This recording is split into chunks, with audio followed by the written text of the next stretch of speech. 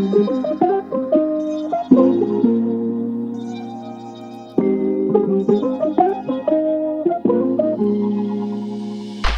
Well, welcome to episode 11 of the All Good Things podcast. It's been exciting getting to record all these various different sessions, getting to chat a lot about a lot of different topics. Yep. And if you've joined us today, then you've joined us for a particularly fun one, because we've got a different kind of topic to go completely off on different tangents this week. Excellent. We're talking about best things you made as a kid. Okay. Go on, James, you can start. I made a lot of things as a kid. I was not very happy with most of them, I think. No, really? I think I did make... I think this was kind of Blue Peter inspired. I did make some kind of Matchbox related storage thing once, which I think did involve a load of matchboxes being emptied of their matches. So I couldn't wait till the matches were used. They were just like, we had to, for various reasons, we always had a good stash of matchboxes. But I do remember emptying some boxes out to make this thing of little storage stuff. And I think I made it like, I did one of those things where you think, I want it to be 24 drawers. So I had 24 Matchbox drawers.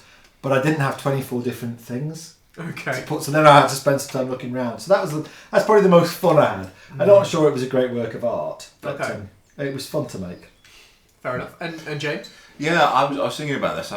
If people have been keeping a close eye on previous episodes, I think I mentioned Star Wars figures, my favourite toys. I remember my parents, sometime in the early 80s, they got this new sort of fridge freezer thing, you know, with the fridge on the top and the freezer on the bottom, whereas you used to have the two separate ones under the worktop. And it came with this magnificent piece of polystyrene on the bottom, had like sort of circular rings inside, and it was perfect in my child's eye to be.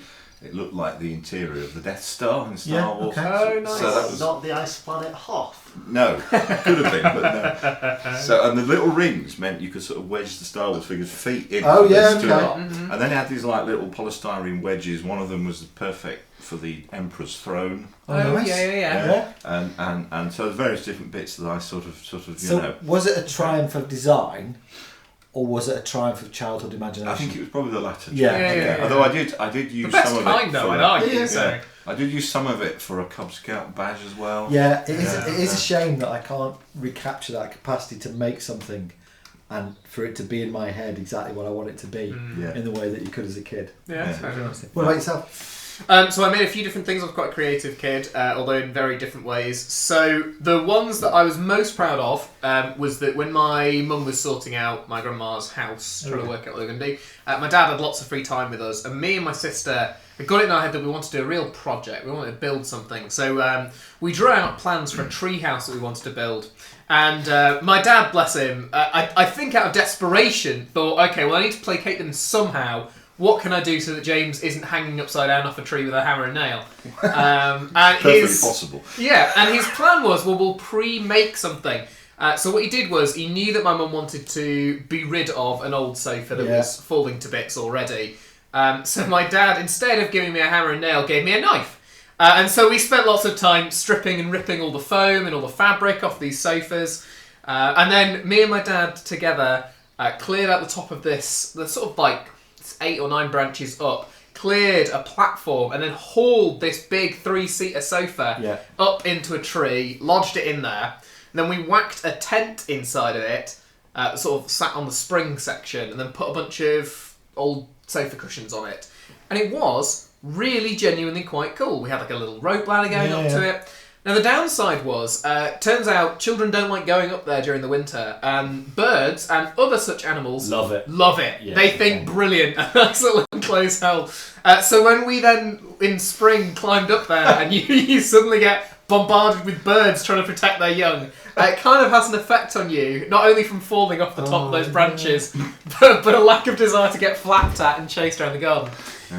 So I think I saw that treehouse. Oh, you inevitably did. And I kind of looked like medieval. Yeah, it was brilliant. Some sort of something the Inquisition might use. Yeah. We're still saying fly house rather than tree house, not fly tipping at height. I'm not sure if it's fly tripping if it's on your own property. Okay. Does fly tipping count? My mum's the only thing she had about it was she told my dad, you must not let it be viewable from the window. It has to not look like it's there. And to its credit, not too bad. Before we get on to too much of a ridiculous tangent, though, we really should get to the main. Yeah, we ought to. Today. You're probably thinking, what on earth are we talking about with building? And that's because we're talking about preparation. We are talking about preparation. Specifically, sermon preparation. So here's one I prepared earlier.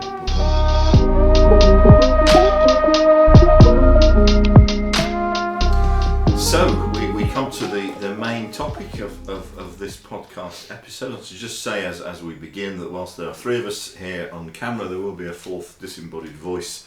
Mr. Munro is waving to the camera. He's on tech, but he'll be chipping in. I'm sure we'll have no trouble picking him up, even from behind the camera and behind the microphone.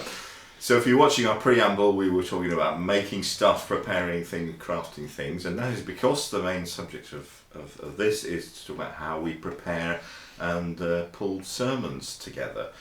So Adam, you're nearest in my line of sight, so let me start with you. Do you have any things you'd like to share on how you prepare a sermon, how you go about that, how long it takes, or any other sort of pearls of wisdom you want to share with our other listener? There's tons to talk about. For one thing, it's great fun, and it's been a proper privilege of being involved in church work. Is that getting some training in this and some and being asked to do something has been fantastic. Hopefully it's been some use to other people at some point, but certainly for me it's been a great way to explore the Bible more and to be made to think quite a lot, because it is a nice bit of pressure to be put on you. Lots of people have great gifts of time management and organisation and things like that, and it's one of the areas that I am really lacking. You're more of an essay crisis writer. Yeah, so my ability to do things seems to get a lot bigger nearer the time than it starts off. I just had a big essay for my law course that's really suffered from that. It was okay in the end, but before then, not good. It's one of those jobs I've found, I think a lot of people do, that takes up about the amount of time that you have available, which is dangerous. So probably put under pressure, all of us could do things quite tight if we needed to, but because it sits on your desk for as much time as you've got, the Bible's so rich and the job is so exciting, it can eat up a lot of time, or it can get hammered through. Because of what I've done in churches, I'm usually given a passage on a rota and told, here's your thing for the week. Now and then they'll say what you want, and that's a bit scary. Choosing a passage is a massive challenge, so it's much easier usually to be given a passage. And then a bit of a surprise is that I think a really unfamiliar passage is sometimes a lot easier to work with than one that looks quite plain, because it's a really interesting thing, a sermon, in terms of what it's there to do, because we don't just read our Bibles and kind of stop there, but we have this explanation and this opening up.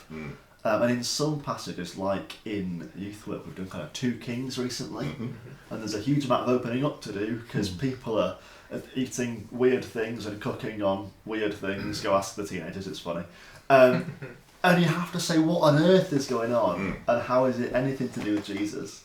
And I found it much trickier when I've been asked to preach on maybe a bit of Paul, and he's said, here's the truth, here's what to do, get on with it. And you sit there as a preacher thinking, he's said it, and I don't know how to say it any more usefully or encourage you anymore. So it comes with unexpected challenges. Yeah. So what would you say is the most challenging thing, Adam, for when it comes to doing a sermon? Is it the background reading? Is it the applications? Or what do you find hardest or most challenging? Or everything? I think for me it is when you get those passages that seem kind of not easy to do, but plain on the surface, and you think, what am I going to add here? What is there to explain? Whereas the surprisingly sometimes easy thing is to get a passage that's on the first reading baffling, and to think, I know what the puzzles are here, and I know what shocks us here. Because the other thing we struggle with is that for wonderful reasons, we know our Bible's a good bit to start with. So often we'll read something that should shock us completely to our core, and we think, yes, I've seen the Nativity, I know that's the story. And that kind of visceral reaction isn't there, and it kind of should be. So that's sometimes part of the job, I feel. It's interesting, isn't it? Because there are different sermon structures, and some of them occur quite naturally. So you've mentioned the structure where a lot of your job is to say, right, okay, this is unfamiliar. Let me just answer the questions that you've got, because you're going to have there are questions, so let's answer them. And if we get to the end of it and we've answered those questions, then actually there's a level of kind of satisfaction from yourself as the preacher, but also from the congregation, because like, oh yeah, I read that passage, I was like, what? These are my questions. We've answered them. That's okay. But as you say, when you come to something more familiar, that taking that opportunity to tease things out, and just understanding that there are different structures, so you're not always doing the same thing. You're not always saying, right, well, this one I'm going to be doing this. Sometimes a sermon is more focused on teaching something about God. Sometimes it's more focused or Jesus. Sometimes it's more focused on a behaviour that we need to change, and there is just that sort of, what am I doing here? Yeah. And that can feel really different, even in terms of when you get into application. Yes. Sometimes it's a really plain, go off and do this thing, and we all think, I know what to do. And sometimes it's much more, get this in your head and your soul and live with it. And that's a lot harder to say. Well, it is, I think, but only because I think we've potentially adopted a view that a sermon must leave me with another instruction for the day. It's a little bit like the old Bible reading thing, isn't it? It's like, well, I can't stop reading until I've got the word, the thing. And I mean, you've probably ever said this before. Just read it, and sometimes you're going to get this, well, yeah, I need to change that. Sometimes you're just going to find some more stuff out, because the impact is cumulative. And I think that's the same with sermons, that the impact of sermons is cumulative. So sometimes people say, oh, did you remember what the sermon last week's like? Well, no, but that doesn't mean it didn't happen, and it doesn't mean it didn't make a difference, just because I can't then tell you... Instant recall isn't the best test of whether you know something. So that's part of it. What about yourself, James? What's your process? Yeah, I was sort of thinking, turning into supervision. thinking about this, and it probably takes me, depending on the nature of the passage, the length of the passage. Obviously, a morning prayer one is much shorter, but for a sort of normal, it probably takes me sort of somewhere time between 2 or 3 days on and off. And my process briefly is obviously you start by reading the Bible passage and making notes and stuff on the passage. Then I'll consult a commentary or two. I personally am gradually collecting various of the Tyndale Old New Testament commentaries I find helpful, and the Pillar New Testament ones are a bit meatier, and they've got Old Testament equivalent is called Apollos, I think, as I remember. Yeah, so I've got some of those. So then you work through the commentaries and make notes from that, and often that can really further expand on what you've read in the passage. And then for me, I don't know why, I'm old school, as you know, and I have to make notes using a propelling pencil. It has to be in pencil. On an I think it's just an age thing, James, to be honest. I know, probably, So I'll make loads of notes. This is how I used to do university essays. That is as much as anything else. And then it's a case system that works. Find a system, and then I just sort of pull things together. So I'll cross off pertinent notes as I feed them all in, and then it's like I don't know, so you weave this sort of patchwork and knit things together. So then you write it. Wednesdays is my writing day, because I haven't got any other meetings on a Wednesday. I keep that ring fence for sermon reading and writing. And then, of course, once you've done it, you let it stew for days, and then come back to it, and then you edit it and refine it. So that's sort of how I get about it. As you say, you need to find a system. That's one of the first things you said to me, James. I think when I started this job, to find a methodology that works for you. So because you can spend a lot of time agonising over the methodologies. Yeah, and sometimes the other thing you said was you just need to start writing. Well, that's true as well, isn't it? Because it's a process. So what about yourself, James? So I the way that I'd been trained up to do it was I did it with sort of 12, 13 points that I use when I'm trying to prepare. So the way that I was taught was to obviously read through the passage, then read through the book if you've got time to read through more of the book, or at the very least like the sections preceding it, so you know what it's building up to. Then once you've done that and you feel like you've got an idea of what the passage is, looking at a commentary to see if your understanding of the passage and where that relates to everything else, and to see maybe if there's some additional context that you might have missed. Then I will consider line by line if there's anything that's relating to passages in the Old Testament or motifs that might need to be picked up on. Then generally I'll sort of go through, not quite with a pencil and pen, but I am highlighting in my Word document sections that I think are important key points that I want to be addressing. Because generally, why I think 3-point sermons is not necessarily the perfect be-all, end-all. It is a good format, generally speaking, to try and structure how you're going to communicate it to people. I think if you try and go for 6 and beyond or something like that, then you start to lose people or they forget points. Whereas I think what you want to do when you're trying to identify a passage, depends how long it is, of course, you're looking for those, especially for younger people and for family services, you're looking for the 1, the 2, the 3 points at most that are most going to bring people into what their understanding of the passage is. So from that point, then once I've got that nailed down, I'll start looking at applications or general themes to be building the whole sermon around, because again, most of my sermons are family. Not all of them. No. Some of them, so I think very early on, James, you asked me to, I think on like the Saturday before, what is it called? Remembrance Day. You messaged me because someone... you did a short one at St Paul's. Did a short one at St Paul's for that, which was a very different one than a lot of the family ones that I've done. Very special. And part of the joy of that is going, okay, well, now I'm identifying what is the most important parts to bring out, what are the themes that are more important to communicate here, even if the passage itself is saying something slightly different, it's important to go, actually, for this specific I need to try these things out. I need to talk out these bits. So at that point, again, for family services, I might look at what illustrations, so what props, again, what kind of motifs I want to bring forward myself. And then I'll run through it. Normally I run through it about 4 or 5 times if I can, mainly because I've nicked my dad's bad habit of just waffling. So I try and condense it. Normally it'll be about 20-25 minutes, and then I'll try and chip it until I've got it to a neat sort of 15-ish. For family services, normally it is. And then if I've got time, sometimes I'll listen to some of the preachers talk about the passage, people who I trust or something like that might have talked about it previously, see what kind of, again, if there's an aspect that they've touched on that maybe might be useful still to add in. That's my process. Yeah, interesting. So how long does it take you, James, to do it? I think you said in conversation the other day you sort of like to do it on and off during the week. In an ideal world, I get started on Monday. In an ideal world, I'll spend the time on... in a way, mine's easier than you. In the sense that you have these occasional sermons, because I'm doing 1 or 2 every week sometimes, but usually 1 or 2. Then you just have a weekly process that does it really.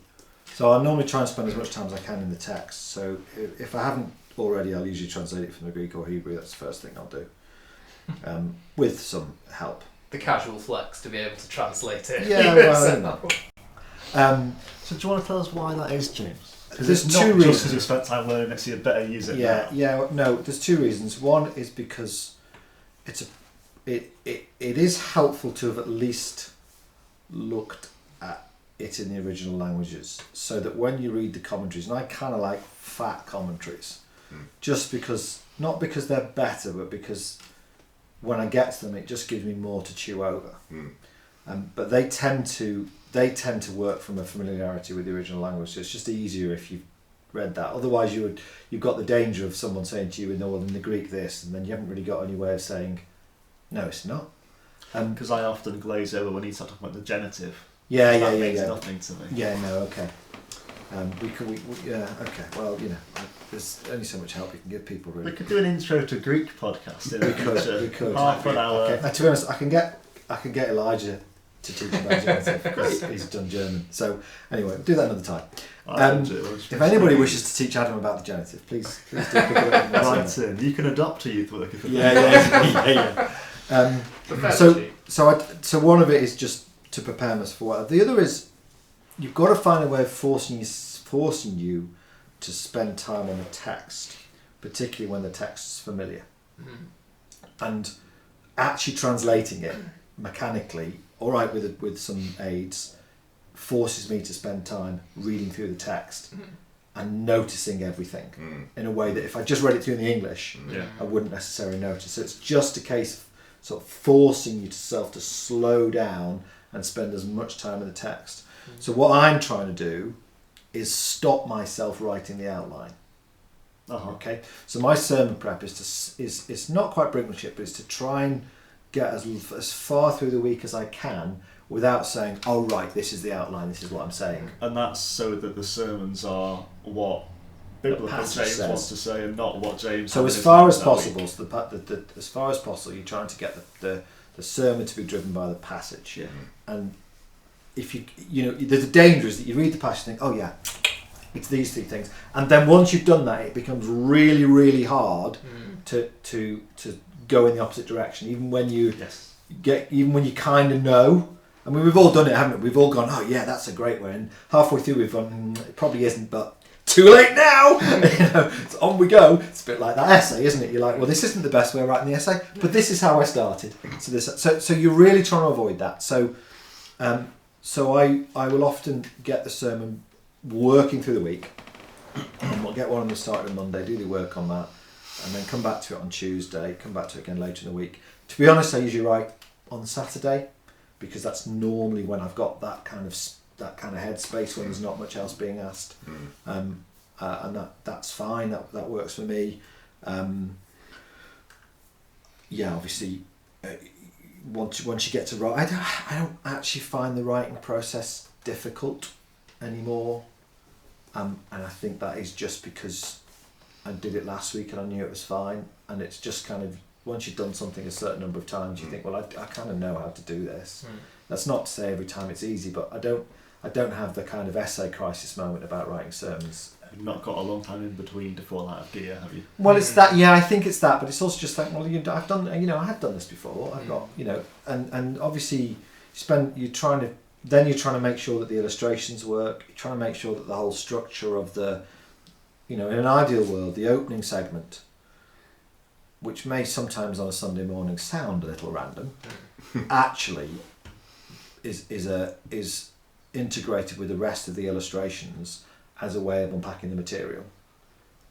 And you come back to the end. Now, not that kind of arc isn't always possible to achieve. Frustratingly, sometimes you spot the arc as you're preaching it. It's usually a bit late by then. But you hopefully you can take an arc so that however you've structured it, whether you've put it in 2 points, 3 points, 4 points, whether you've done that kind of first half, second half thing, all the different ones that you can use, but that actually you can sort of take people on a journey with the sermon. So I think the biggest thing is just trying to spend as much time on text. I do spend a lot of time in commentaries because I go for the technical commentary, and the reason I go for the technical commentary is because they are very textual, and therefore they're forcing me to think about words, structures, why this is here, what is going on. And I often also these days read commentaries that I don't necessarily agree with, because that's just quite a helpful way of bouncing off the passage as well. Just having more fun. Part of this, I suppose, as well, in terms of why we have sermons, why we have commentaries, is that commentary writers have spent forever in a passage and written about it. We've spent maybe a chunk of the week thinking about it. In the pews, people have spent half an hour or something. So not have the luxury of the time. That's what I would say to people. So people say, "Oh, I couldn't do what you do." So well, it's just I'm doing this a long time, and I went to theological college 26 years ago, or 28 years ago if you listen to this in a few years' time,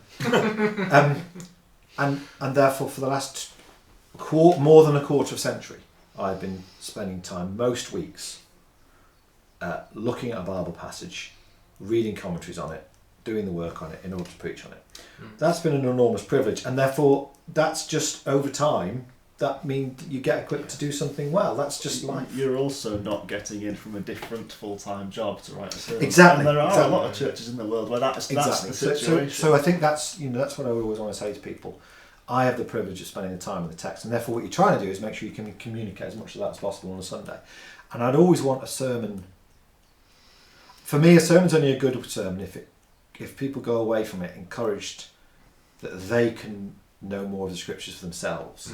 So I always worry about the sermon which is like the wizard comes up to the front and goes, look, you think it says this, but ta-da! It actually says this. Is that why you don't wear your costume that's a vicar / wizard? That's why I don't wear the But I in all seriousness, that kind of you thought it said this, but actually it says this. That is just there's times when we get it wrong, but that model of hey everyone, I'm the expert. It's just not helping people. The whole point is that we get into the text. That's why if you follow any of my sermons, you'll know that we basically work our way through the text.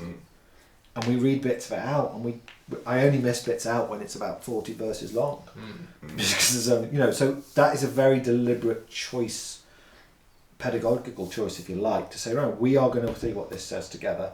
I want you to be confident that what I'm saying is there. It's not just the sort of the James show. It is kind of, it'd be easy for it to be the James show in this place, particularly when you change your name. And then we get Jim the Cure. Yeah. So it is actually, what is it saying? So if I spend the time in it, then we can spend the time in it. And I think if I don't, then we probably won't either. Presumably, if you spent this time and some commentators have spent loads of time and someone's heard a 25-minute sermon, Yeah. they might occasionally have questions. Yeah.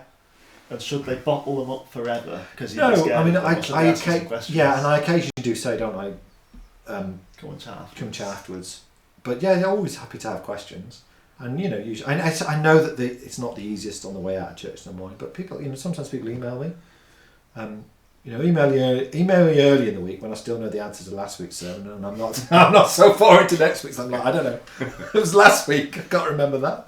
By the time you've written a sermon, it's actually brilliant if someone comes and says, "Can you explain this again?" Yeah, because you don't want you actually know the answer. Yeah, and it's in your head. So yeah, no, always happy to do that. No problem at all. Good. Last question that's pertinent to everyone, maybe. Why are your questions as short as they are?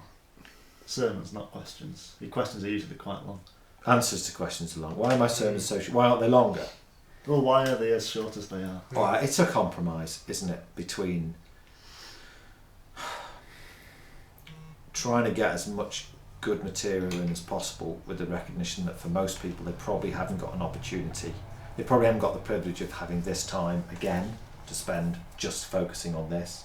Because I'm sorry, listening to a podcast whilst you're driving or the radio while you're doing something else is not the same as sitting down and saying, right, I am trapped in this pew and I need to listen to this. I mean, it just in terms of its thing. So you want that to be you want to make that time as fruitful as possible, and therefore you try and aim for a length which allows us the chance to unpack, but it is reasonably respectful of realistic concentration spans and how uncomfortable the pews are, and the fact that at some point we need our lunch, which means I'm generally about the half an hour mark, a little bit over sometimes depending on length, but not generally 45 minutes.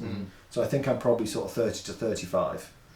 I mean, there's an argument that could be longer, there's an argument that it could be shorter, but it is what it is.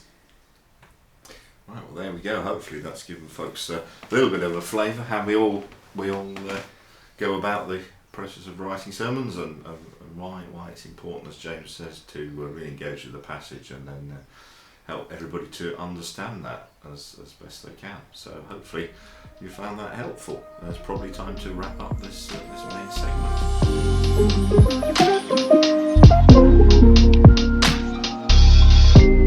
Okay, so we are coming to the end once again of a podcast episode. Now, as you know, my memory is a bit bargain basement at the best of times. I think that's probably hereditary. So, Mr. Hughes, what are we doing next time? What are we doing next time? This is a particularly bad piece of memory on your part, because next time we're talking about someone's path into ministry, and we're talking about your path into ministry. I told you. Yeah, so by the time we come back to next time, I hope you have remembered. I'd be able to answer that question. Well, so, that's my homework for next time. That's your homework for next time. Write it down. Yeah, probably times. Yeah. Don't forget the piece of paper. Yeah. We'll remind you. Don't worry. See you next time.